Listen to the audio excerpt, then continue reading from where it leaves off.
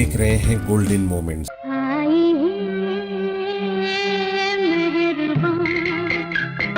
मैं चली दिल ने कहा और जरा झूम के सुनिए मिस्टर चालबाज, बनिए ना बढ़ती रंगाज, बातों में दामन उलझे ना साजन, लेके एक अंगड़ाई मुझ पे डाल नजर बन जा दीवाना, मुँह पन घट पे नंद लाल शेर गयो रे। मेरे लिए बहुत बेचैन हो, बहुत। इस बेचैनी का अंजाम जानते हो? मधुबाला को इंडियन मर्लिन मुनरो भी कहा जाता है। दरअसल मर्लिन मुनरो एक अमेरिकी एक्ट्रेस रही हैं जिन्हें दुनिया की सबसे खूबसूरत एक्ट्रेस माना जाता है। मधुबाला भी लगभग उसी दौर की अभिनेत्री रही हैं और सिर्फ भारतीय मीडिया ही नहीं बल्कि इंटरनेशनल मीडिया में भी मधुबाला को इंडियन मर्लिन मुनरो कहकर संबोधित किया जाता था। अपने ज़माने की मशहूर अभिनेत्री मधुबाला की पैदाइश तो एक मुस्लिम परिवार में हुई थी और उनका वास्तविक नाम मुमताज़ जहां दहलवी था, लेकिन गुरु नानक देव के प्रति उनकी दीवानगी का आलम ये था कि उनकी दीवानगी देख गुरुद्वारा की एक कमेटी ने ये फैसला किया कि मधुबाला के नाम से हर साल अरदास हो। क्या है ये पूरा दिलचस्प वाकया, जानेंगे इस वीडियो में। बने रहिए हमारे साथ, आप देख रहे हैं गोल्डन मोमेंट्स। हम रहे तो याद करोगे, समझे?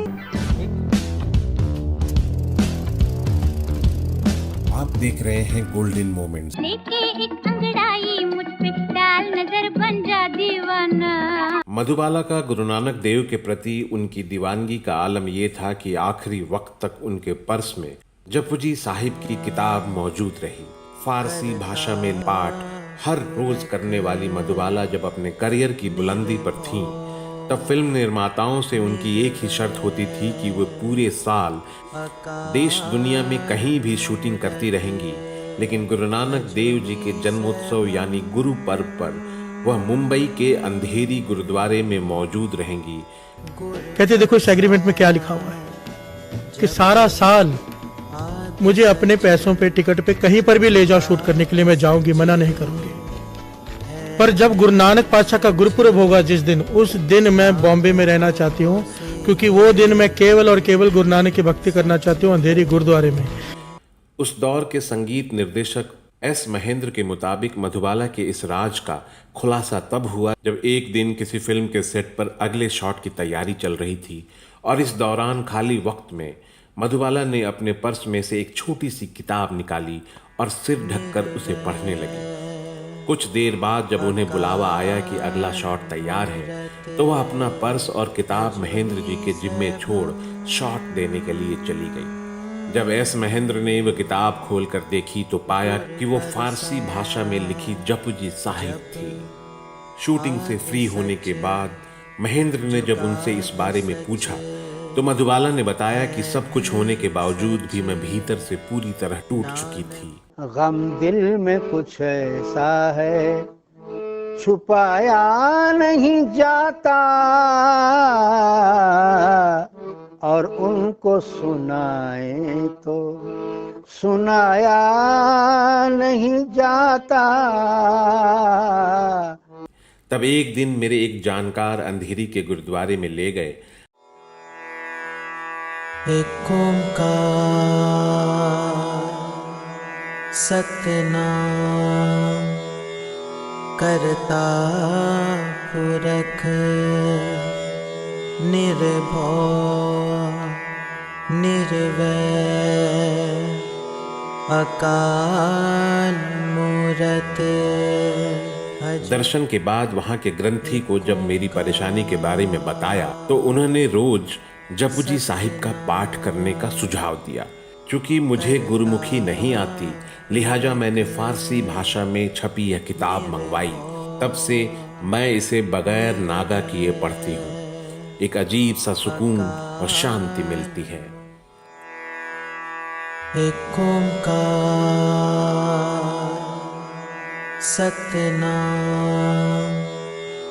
करता पुरख 1969 में अपनी मौत से 7 साल पहले मधुबाला ने ये इच्छा जाहिर की थी कि गुरु नानक पातशाह के अवतार पुरब पर जितने भी लंगर होता है, जो लंगर बनता है, उसकी सेवा मेरी झोली में डाल दो।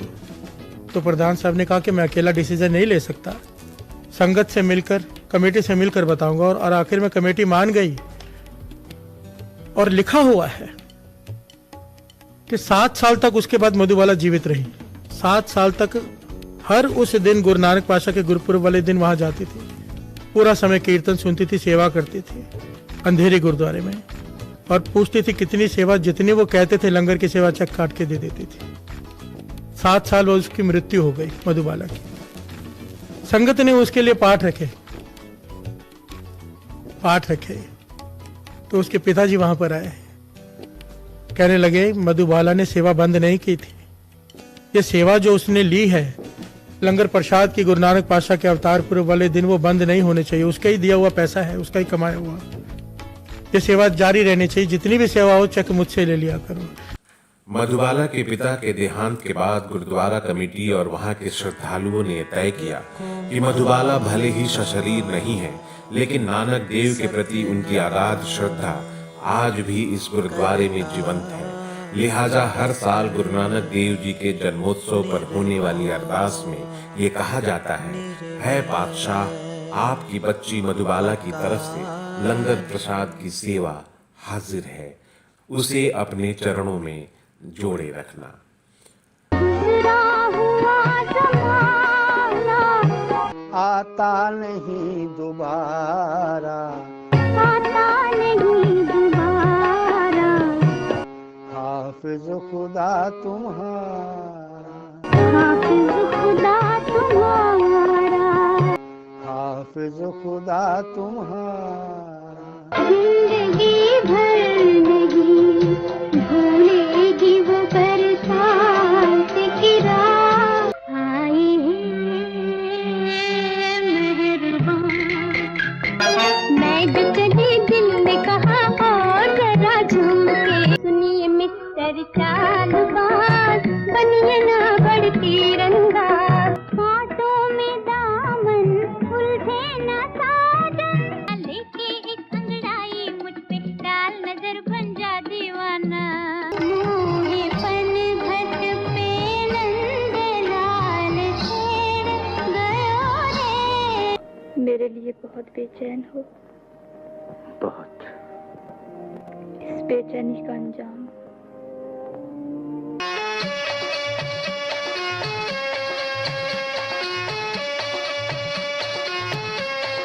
पिया पिया ना लागे मोरा जिया।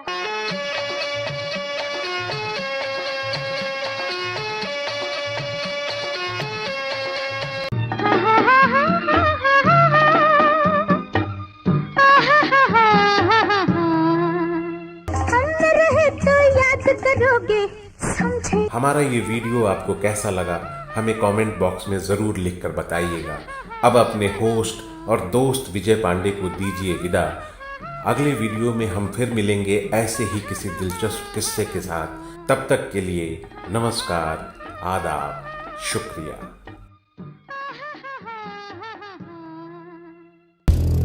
आप देख रहे हैं गोल्डन मोमेंट।